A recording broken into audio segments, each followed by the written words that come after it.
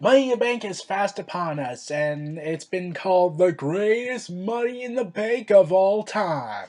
Specifically because of two matches that were happening. Roman Reigns versus Seth Rollins, even though they've had matches on Raw and SmackDown previously, including in tag teams, so the magic's not really there as much, and AJ Styles versus Voldemort at this point. So AJ Styles versus whoever um, is what many people are saying was the best build of the match, since I'm not watching this certain wrestler because my opinion of him is dead in the water. And some people are going to say, oh, I'm just kicking a dead horse at this point regarding my hatred. But I'm sticking to my guns, so there's that. So, AJ Styles report, like a lot of people on YouTube, on Bleacher Report, YouTube, Twitter, Facebook were all saying that AJ Styles cut this promo on John Cena and said some lines that people were saying, oh, it's the truth. He just spoke the truth out. Where he said, and then I looked it up, and my God, it was painful watching it because I wanted to punch Cena in the face every time I saw him on my computer. Where he's cutting this promo, trying to bury AJ Styles as usual, claiming, oh, you're just being a bitch and whatnot, blah, blah, blah. AJ Styles says the reason why he formed back the club, even though, okay, let's go this first. Like, AJ Styles turned heel when John Cena and him met for the first time each other in the ring, and I was like, well, there goes AJ Styles' future. Like, it was a good run. Like, he got 2 world title shots opportunities, but like, this is the end. It's not gonna go any. You're not gonna go anywhere better than here. Well, it's over. And then, like, okay, maybe there's some hope there. They're going to do a face versus face match, and then later down the road do a heel versus face. Nope, it's a straight up heel versus face match, and AJ Styles reformed the club. And I was like, this is going to be Hulk Hogan versus Shawn Michaels, isn't it? Where Shawn Michaels wanted to work with Hulk Hogan, be a face versus face match, a dream match for everybody to enjoy. Then Hulk Hogan winds events saying, "Oh, brother, brother, brother, brother! I cannot work with Shawn Michaels, brother. I must have him be a heel, brother." And whatnot. I'm not going to impersonate Hulk Hogan, and plus my throat's been acting up today. And I could be a little yawny and tired since I had a hard time this weekend with sleeping. But I still want to make this video. So AJ Styles, after that, calls the club his insurance policy, so AJ Styles stays above ground after he said this.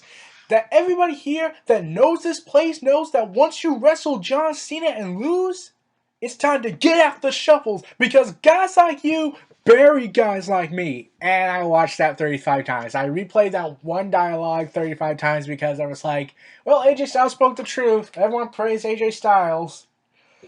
And the internet's all for AJ Styles. The casual fans are all for John Cena, no matter how many times he's going to use you for his own sick, twisted game for popularity contests. Poor people. Poor casual fans. But it's too late to save them at this point. They have become controlled by John Cena's pandering. So, yeah, then they did this contract signing, and I didn't watch it. So, yeah, that's actually the reason why I'm doing this first. Talking about this match first is because I'm not going to watch it since I'm on protest still. Strike! Strike! Strike! Strike! And for what I gathered, they just went ahead and just did a CM Punk versus John Cena match where CM Punk says he's the best in the world and John Cena isn't, and John Cena's a poser. And I was like, ugh, they're really doing this? Like, lately, every indie guy that wrestles John Cena has to do the same thing. It's like Vince doesn't believe, oh, there's multidimensional indie wrestlers? Ha! That's impossible. They're all entitled little spoiled brats. Because I'm Vince K. McMahon, damn it. I'm pretty sure that's his mentality. And especially when it comes to John Cena's ego, well, that's a recipe for disaster. So, AJ Styles apparently, from what I read, was saying, "Oh, how I could have been the face that runs the place, and how I could be on the boxes, I could be on the free Pebble boxes, I could have been on cereal stuff, I could have had all the merchandise sales, I could have had this, I could have had that." And John Cena apparently cut him off, telling him he's just like every other entitled indie guy. Way to take a shot at Daniel Bryan and CM Punk, Cena. Your ego is that big. It's not their fault they got kind of mad with management because they didn't want to trust them because Vince McMahon didn't create them, therefore they're useless to him, except for, oh, they're good at matches, just do that. People will pay to see a good match. But at the main event level, come on, they have to force their way to do that.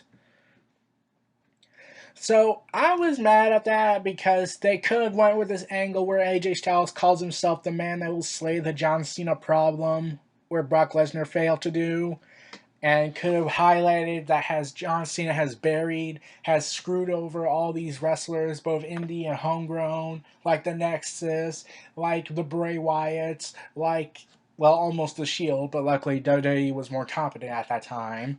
Let's see, Kevin Owens to an extent, since his fangs are no longer as sharp as they used to be compared to his time feuding with John Cena, and although Kevin Owens got a clean victory over John Cena no-sold it, so there's that. And that's pretty much it for AJ Styles versus John Cena. It's your typical indie guy versus, oh, this is a Vince McMahon guy. So AJ Styles, I'm pretty sure he's going to win, though they're going to use some excuse to make John Cena look good. And then afterwards, they're just going to have him be buried for the next 2 months.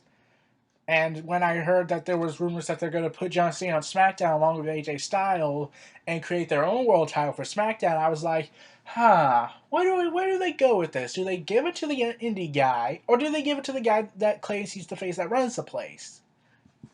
And Vince McMahon wants to make SmackDown and Raw equal, and the only way you can do that in his mind is John Cena. So, yeah, it's become predictable. So unless they pull a swerve on us, which is hard to do nowadays, John Cena's gonna win this feud. It's gonna be obvious. Okay, now we got Dolph Ziggler versus Baron Corbin round 253. Why is this feud still happening? Why? Why is this feud still happening? In fact, they haven't interacted with each other for 2 weeks after the low blow Dolph Ziggler did in a quote technical style match. And that would have been an interesting idea to do, since Baron Corbin's not really a technical guy, and really could give Ziggler some advantage over him. But then Dolph Ziggler decided to resort to his tactics and do a low blow, and then after that, the feud just disappeared for a bit again. And then it was reduced to the SmackDown Fallout, where Baron Corbin says, "I'm not attending the shows until I get Dolph Ziggler and have his head on a platter," at this point. So there is no reason to get invested in this match. I'm more invested for Apollo Crews versus Sheamus than that. And Apollo Crews and Sheamus, they're having a match on the pre-show too, along with Dolph Ziggler and Baron Corbin. In fact, you know what, to cut corners, they might as well just make it a tag team match. Since Apollo Crews and Sheamus and Dolph Ziggler and Baron Corbin, they're going to have their matches sliced in half. Like, they could barely do enough on the pre-show, so just to have 2 matches now, that match time constraint is going to be slashed in half. So, Apollo Crews and Sheamus is mad that the new era is rising. I'm still not digging to that new era stuff, since I was like, the reason why the Attitude Era worked, the reason why the Ruthless Aggression Era worked, the 80s Era worked, was because they didn't call it the 80s Era, the Attitude Era, or the Ruthless Aggression Era. They didn't call it any era. They just said, we're doing this, blah, blah, blah, blah, and that's it. People called it the Attitude Era. It was called it the 80s Era, the Golden Age Era, the New Generation Era, the Attitude Era. Like, yeah, there was the New Generation Era, and WWE promoted that, but they didn't, like, shove it in your face and constantly hit you in the head with it, saying, this is the new era! This is the new era! Whereas WWF back then just said, oh, there's a new generation going on, check out these talents. Instead, they just have Stephanie and Shane, who are still running Raw and have not imploded yet, surprisingly. I gave it a month, and it's been 2 months. And, well, there you have it. So Apollo Crews and Sheamus, Sheamus is mad that the new era is rising, and Apollo Crews wants the opportunity, and Sheamus is stopping him. And Sheamus attacked Apollo Crews. It's your typical heel versus face dynamic. And well, that's pretty much it. Apollo Crews and Sheamus weren't allowed to really give much time to hone their craft in this feud. So, the logical thing to do is to have Apollo Crews go over. But since this is not the NXT scene, yeah, there's a chance you might expect the opposite. So yeah, and a lot of people are saying Apollo Crews was brought up too early. I kind of agree with that since he didn't have that breakout moment in NXT. Like I didn't like he did have a match with Finn Balor, but it wasn't really given a chance to really shine through like Tyler Breeze was Neville on a standard NXT episode. Though someone can make the argument that was the golden age of NXT when they were producing pay-per-view quality matches on regular shows and then WrestleMania worthy matches on NXT specials. That to me was the golden age. Good times. Thank God I went through. Thank God I was in on all of this. So yeah, so expect a standard match. Apollo Crews goes over, hopefully, though don't be surprised if Sheamus wins. And plus, since WWE has reportedly don't have any ideas what to do with Baron Corbin and Apollo Crews, don't be surprised if they lose their respective matches. At this point, they might as well do a disgruntled angle against WWE management. So now you have, let's see, on the list is Rusev with Lana versus Titus O'Neil for the U.S. Championship. I'm surprised this match is actually happening. I was expecting, I was expecting Rusev to go over. I didn't expect Rusev to have the U.S. title this long so far. I was expecting him to have the title for at least a good 2 weeks, drop it to Cena, then we have this U.S. Open Challenge again, and Rusev gets buried. So, yeah, I was surprised Rusev managed to keep the U.S. title as long as he has right now, and he's going to fight Titus O'Neil, which means Titus O'Neil's not going to win. Especially, WWE once again pulled in the death angle. Again. Where Muhammad Ali passed away, may he rest in peace, and Rusev went on SmackDown like the day after he died and cut a promo saying he was just as better as he's just as greater than Muhammad Ali, and I'm thinking, really, you're really doing this? Stop it! I've never been a huge fan of the death angles. I've hated them even during the Attitude Era because even the Attitude Era made mistakes, and the death angles were one of them. But now, in the PG era, also known as the politically correct era, the death angles are kind of tactless and very mean-spirited. So, why are you doing this? So, Rusev and Titus O'Neil have banter back and forth. Titus wants to challenge the U.S. champion. Rusev says no. Then the new authority comes in and says, "Oh, you're having the match anyways." So Rusev's mad, and now he's destroying everything in his path, especially on Raw this Monday, where he destroyed Titus O'Neil. So yeah, that happened. So there's nothing really going on with this feud. It's just your standard U.S. title feud, where there's no passion to it. It's just Titus O'Neil, death angles, and while Titus O'Neil is a good guy and he can do great things, he could have been a main event player, but booking and people make racial reasons as why he's not over with Vince McMahon, especially after a gesture of good faith. And even Titus O'Neil cut a promo opening up about suspension, so at least they're bringing reality into it, but this would feel more if it was for the IC title or for the world title. But the U.S. title, I'm at least glad they're trying to put some effort into the U.S. title without John Cena or any big main event guy. So at least I could give them credit for that. Now we have Charlotte and Dana Brooke versus Natalya and Becky Lynch. Charlotte, after Extreme Rules ended, she ended her relationship with Ric Flair, and it was the most awkward, forced, and very uncomfortable angle they did. Not because it was heart wrenching, it was more like, are they even trying? It's almost on par with Summer Rae's, and I put this in quotations, apology to Rusev on during the whole Love Square angle.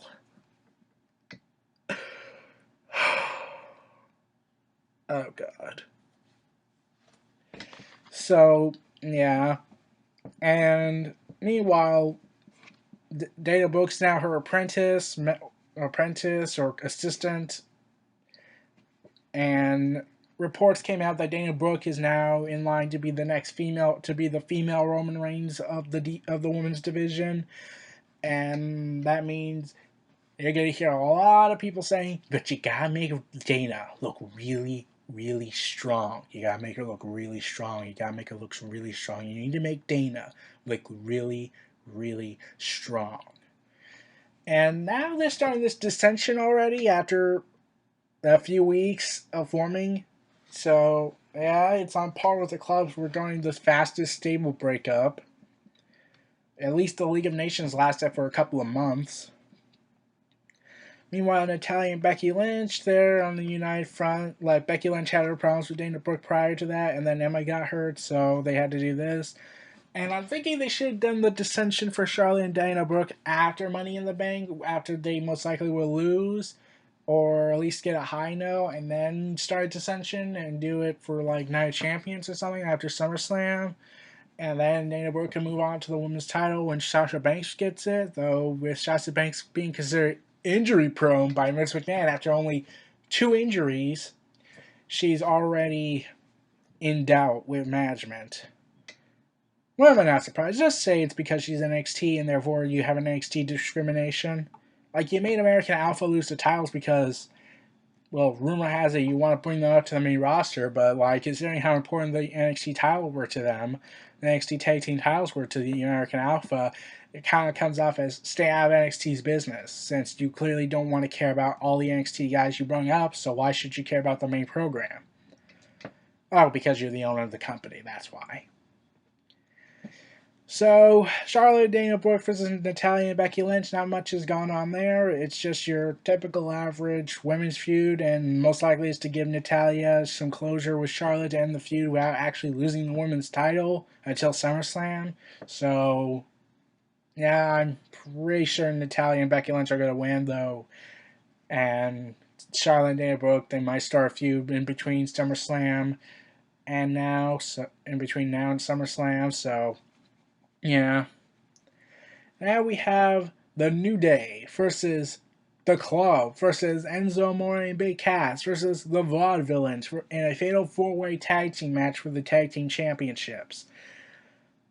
Yeah, it's your standard feud. It got really weird. Like Teddy Long suggested it, and then Stephanie just stole his idea. From what I gathered from when I watched Raw, I can't remember much because I was really bored watching Teddy Long being bashed by Stephanie because Teddy Long's lost his mind apparently.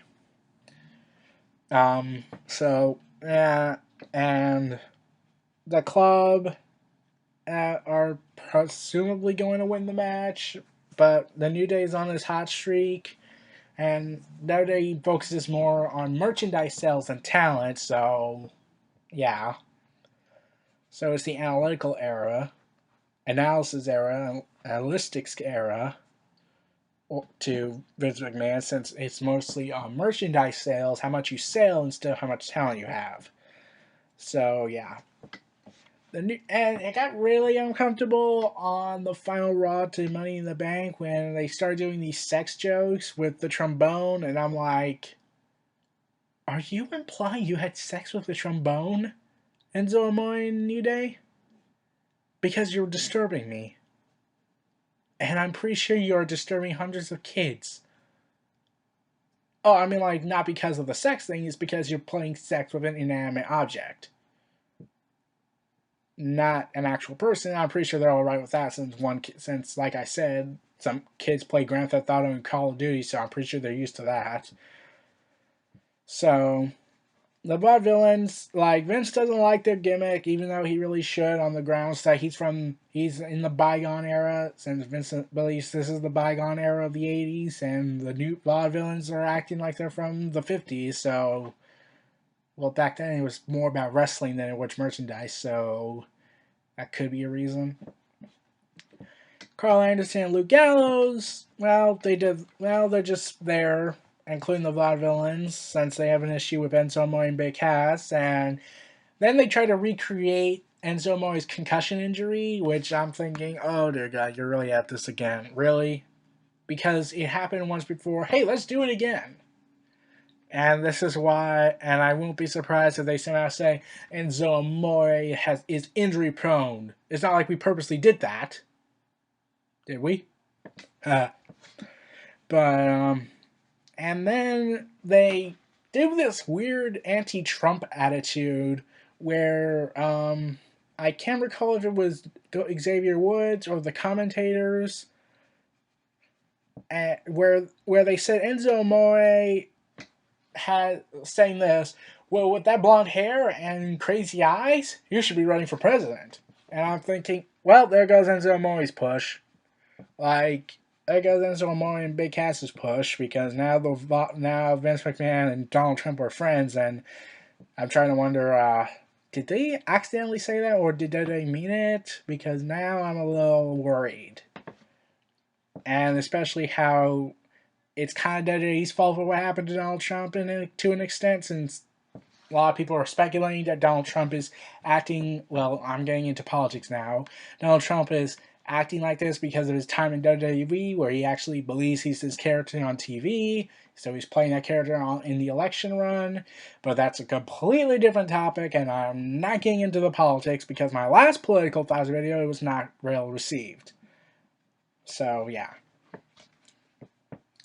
So this is a Fatal 4-Way match for the Tag Team Championships. So the New Day's most likely going to win because their merchandise are high, though I wouldn't complain if Enzo Amore and Big Cass win. Though I really think they should save that for SummerSlam. And Carl Anderson and Luke Gallows and the Vaudevillains, I don't know if they're going to win it or they're just the third wheel. So yeah, that happened. Now we got the Money in the Bank ladder match with Kevin Owens versus Cesaro versus Sami Zayn versus Chris Jericho versus Dean Ambrose versus Alberto Del Rio. And originally there was supposed to be a seventh person in the match, but they cut that out. Now it's just those six after they won qualifier matches. And this feud has been put on the side along with the main event, Roman Reigns versus Seth Rollins, in exchange for John Cena because, well, going back to AJ Styles and John Cena, I was at work a few weeks ago on that Raw episode that was horrible, and the only highlight was AJ Styles' heel turn and the John Cena segment accordingly. I didn't watch it, but, like, that's what everyone was saying. So I told one of my coworkers, and he believes WWE purposely sabotaged their own show to make John Cena's return look sweet and say, yeah, this is the big deal. Like, I'll get to that in a sec. I'll get to the part about Roman Reigns versus Seth Rollins in a sec, but let me go back to the Money in the Bank match. The only highlights of the feud is Chris Jericho turning into a meme, the Money in the Bank reference to the fact that Chris Jericho never won it despite he created it, and Kevin Owens. Like, oh my god, Kevin Owens is this entertaining. Especially when on the final Raw, Alberto Del Rio storms into the office and says, "I knew it was you, Pedro, that called airport security on me." And I'm now thinking, was that supposed to be some racist thing? Because someone's gonna make that racist claim. Some politically correct person's gonna make that, oh, you're just pointing out that Mexicans get in trouble a lot and foreigners are very bad for business for airports, or something like that. But, like, at least there's much more motives than just, oh, he did it just because it was cool. So, Kevin Owens speaks in Spanish, and they have this Spanish argument, and it's just funny. Kevin Owens and Alberto Del Rio were just hilarious together. That was possibly the best part of the Money in the Bank ladder match program. Like, yeah, and then Chris Jericho and Dean Ambrose go in and have a match on the final Raw. Chris Jericho loses and then climbs on the ladder and ascends to the top and grabs the Money in the Bank briefcase, which means he's most likely going to lose. In fact, he is going to lose. Like, he's not here all the time. In fact, this is like the longest he's been since 2009. Or at least 2010. He was from 2007 to 2010. So, yeah. Anyways, so that's pretty much it for the ladder match. Like, everyone was speculating that Bray Wyatt was going to come back and be part of the match. That could still happen on the pay-per-view or special event. But since Bray Wyatt has not been around and would make no sorry, getting tired and tongue-tied, making any logic sense, then, well, and since Kevin Owens is rumored to be winning Vince McMahon over despite his physique being the way it is and Kevin Owens' hatred for it, I'm hoping Kevin Owens wins this match because as much as I want to see Cesaro win it, because Cesaro has been screwed over by Vince McMahon so many times, as much as I want to see Sami Zayn win it, because that would prove us wrong that Vince McMahon just sees him as IC title, not world title material. But a face never wins the Money in the Bank, so yeah. And as much as I would want to see Dean Ambrose win it, I was like that they need to really save the Shield triple threat for WrestleMania, in my opinion. But that's a completely different topic. And Dean Ambrose did hint at a Shield triple threat match at Money in the Bank where you would cash in on Roman Reigns or Seth Rollins and then punk those two out. So that happened. So I'm hoping Kevin Owens wins on the grounds that Kevin Owens would make the Money in the Bank briefcase holding look cool. Now we get to the final match of the evening, everybody. Roman Reigns versus Seth Rollins, round 500. Because, okay, Seth Rollins returns at Extreme Rules, pedigrees Roman Reigns, and now they're building this match up saying it's the match that's too big for WrestleMania again, like with Brock Lesnar and The Undertaker, saying it's a WrestleMania-worthy main event match. Except they kind of forgot, they just try to sweep it under the rug that, yeah, we kind of had matches on Raw and SmackDown between Roman Reigns and Seth Rollins. That never happened.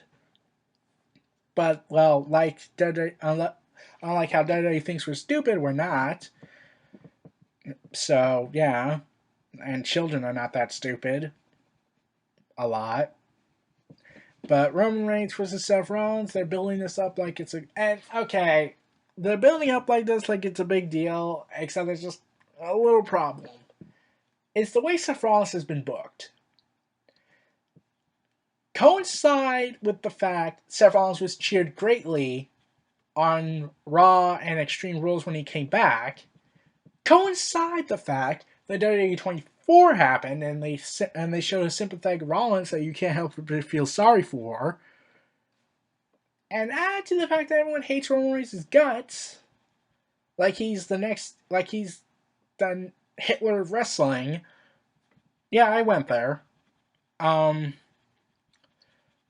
Like he's wrestling Hitler. So, yeah. Despite how talented this guy is, like I've already talked about Roman Reigns' criticisms he gets. Like, you can not like Roman Reigns, okay, but the way you're acting like it towards him, it's like you're disturbingly going to do things that I don't want to see. Like they'll throw briefcases at him or try to throw a beer bottle at him, like that really happened with the fan incidents, and I'm like, ugh. You don't have to like him as much as WWE wants to make it, but you can at least just not. You can boo, but the way you're all treating him like he's the worst thing that happened in wrestling, that's really unfounded. Now, Cena, that's a different case because I do charity work, therefore you must like me attitude. So, Roman Reigns and Seth Rollins cut these videos together where they talk about their side of the story and their history, and Seth Rollins just comes across as a face because Seth Rollins says that he has no ill will towards Roman Reigns. He actually respects him. He just says he can't stand it that he has the title he never lost. So, I'm thinking, we're supposed to boo this guy, right? Because the way you're making it sound like he's supposed to be cheered. And Roman Reigns is just getting booed, so I'm hoping for a double turn to happen at Money in the Bank. Because, well, in fact, here's what I said. on Bleacher Report when they were saying the best booking options for Seth Rollins versus Roman Reigns. Do a double turn and throw the rule book out the window. In the PG era, make it bloody, graphic, attention to detail, just like Austin versus Bret Hart. And I'm not saying there's no way it can rival Austin versus Bret Hart. They would have to be very creative on that, and creativity in WWE is very restricted. So, yeah, it's hard to top that. But try to make it, just throw the rule book out the window and just do whatever to make this double turn look serious and really impactful. But and then like the way that Seth Rollins is being booked doesn't look like they're gonna do that because they want to make Roman Reigns a face, and then turn him heel when he has to fight John Cena at the rumored SummerSlam main event. If that's still happening with the brand split, we don't know yet.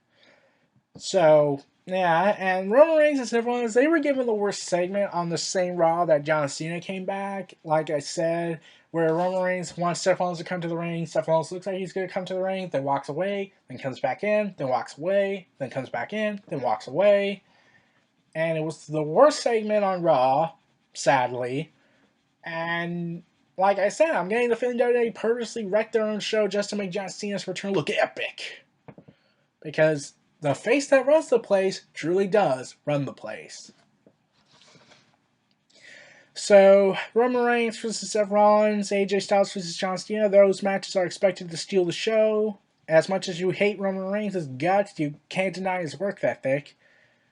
And how he managed to get two top show-stealing matches with AJ Styles, and got a great match with Brock Lesnar at WrestleMania 31. Then Hell in a Cell match with Bray Wyatt, then Daniel Bryan, and then with this guy and that guy, including with the Big Show, which is next to impossible nowadays, so that's surprising. So those are my thoughts on the Money in the Bank build. This was Neo Reality Entertainment. Feel free to like, comment, subscribe, and donate. Stay tuned for more.